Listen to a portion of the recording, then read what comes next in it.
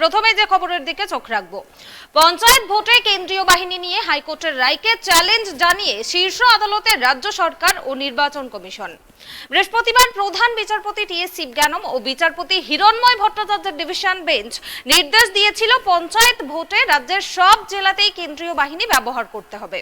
পঞ্চায়েত ভোটে কেন্দ্রীয় বাহিনী মোতায়েনের রায়ের বিরুদ্ধে চ্যালেঞ্জ জানিয়ে উচ্চ আদালতে গেল রাজ্য সরকার সহ নির্বাচন কমিশন। গত বৃহস্পতিবার কলকাতা হাইকোর্ট নির্দেশ দিয়েছিল, তাকে চ্যালেঞ্জ করে সুপ্রিম কোর্টে গেল রাজ্য সরকার ও রাজ্য নির্বাচন কমিশন। শনিবার শীর্ষ আদালত বন্ধ থাকায় ই-ফাইলিং এর মাধ্যমে আবেদন জানানো হয়েছে।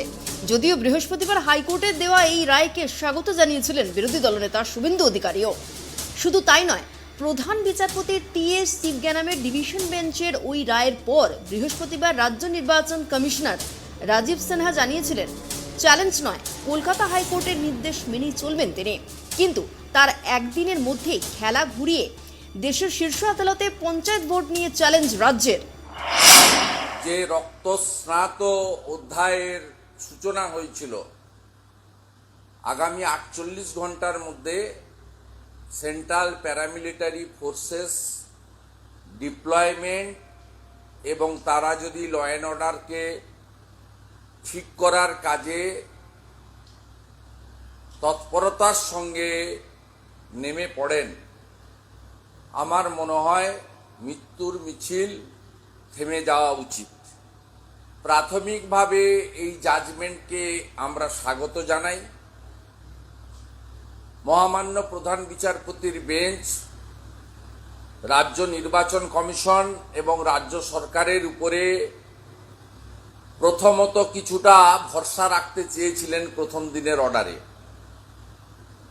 তারা স্পর্শকাতর এলাকা চিহ্নিত এলাকাতেই ডিপ্লয়মেন্টের জন্য বলেছিলেন সেভারেল ডিস্ট্রিক্ট, কিন্তু স্পেসিফিক অর্ডার না থাকার সুযোগ নিয়ে শাসক দলের চটিচাটা স্টেট ইলেকশন কমিশনার, একটা tainted IAS officer Rajeev Sinha, তিনি মুখ্যমন্ত্রীর সঙ্গে পরামর্শ করে